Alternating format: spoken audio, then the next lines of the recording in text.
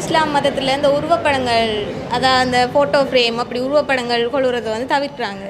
அது அப்படி செய்யக்கூடாதுன்னு சொல்கிறாங்க. அது ஏன் காரணம்? ஓகே, அவங்களுக்கு இஸ்லாமியர்களை பற்றிய கொஞ்சம் ஆழமான பார்வையும் இருக்கிறது. இந்த கேள்வியெல்லாம் பொதுவாக கேட்க மாட்டாங்க, அவங்க கேட்டிருக்கிறாங்க. அருமையான ஒரு கேள்வி என்னன்னா, இஸ்லாமியர்கள் ஏன் உருவப்படங்களை எல்லாம் வீட்டில் மாட்டி வைக்க மாட்டேங்கிறாங்க, அதை ஏன் தவிர்த்து கொள்றாங்க அப்படின்னு சொல்லி தான் கேட்குறாங்க. பொதுவாக ஏற்கனவே நான் சிலை தொடர்பான கேள்விக்கு என்ன பதில் சொன்னோ அதை ஒட்டிய ஒரு பதிலாக இதையும் பார்த்துக்கிறேங்க.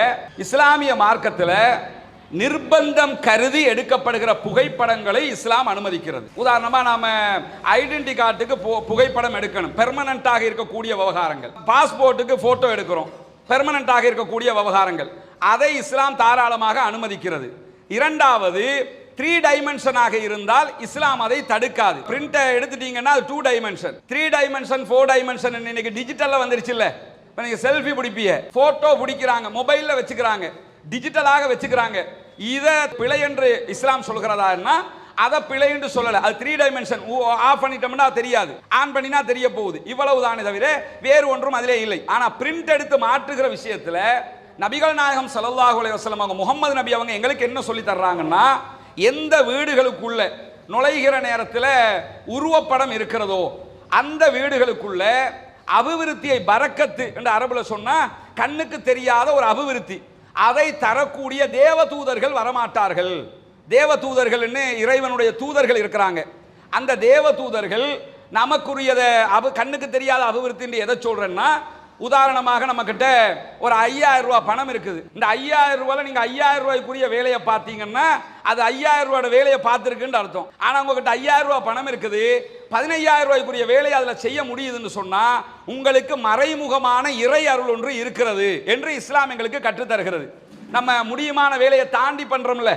அதனால இப்ப சில வீட்டில் எடுத்துக்கிட்டீங்கன்னா, வீட்டில் இருக்கக்கூடிய அக்கா, தங்கச்சி, அம்மா, அப்பா, அண்ணன் அத்தனை பேருமே வேலைக்கு போவாங்க, சம்பாதிச்சுக்கிட்டு வருவாங்க.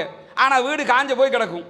சில வீட்டை எடுத்துக்கிட்டீங்கன்னா ஒரே ஒரு ஆள் வேலைக்கு போய்கிட்டு இருப்பாரு, வீட்டில் ஃப்ரிட்ஜ் இருக்கும், டிவி இருக்கும், தேவையானது எல்லாமே இருக்கும். அவங்களுடைய வாழ்க்கை கழிந்து கொண்டு இருக்கும்னா 5 பேர் உழைச்சி வருகிற சம்பளத்தினால எடுக்க முடியாத ஒரு ஆள் எடுத்துக்கிட்டு இருக்கிறாருன்னா சம்பளத்தினால் மாத்திரம் அது நடக்கவில்லை. இறைவனுடைய மறைமுகமான ஒரு அருள் அவருக்கு இருக்கிறது. இந்த அருளை நாங்கள் எதிர்பார்க்கணும்னு இஸ்லாம் எங்களுக்கு சொல்லுது. எதிர்பார்ப்புக்கு தடையாக 2 இருக்கும் என்று முகமது நபி சொல்றாங்க. என்ன 2? வீட்டுக்கு வரும்போது நாய் இருந்தால் நாங்க வேட்டைக்கு மாத்திரம் நாயை பயன்படுத்த முடியும், வேட்டைக்கு அல்லது பாதுகாப்புக்கு. இப்ப பாதுகாப்புக்கு நாய் தேவையா? இப்ப சிசிடிவி இருந்தா போதுமா இல்லையா? இப்ப பாதுகாப்புக்கு எது வேணும்? சிசிடிவி தான் வேணும்.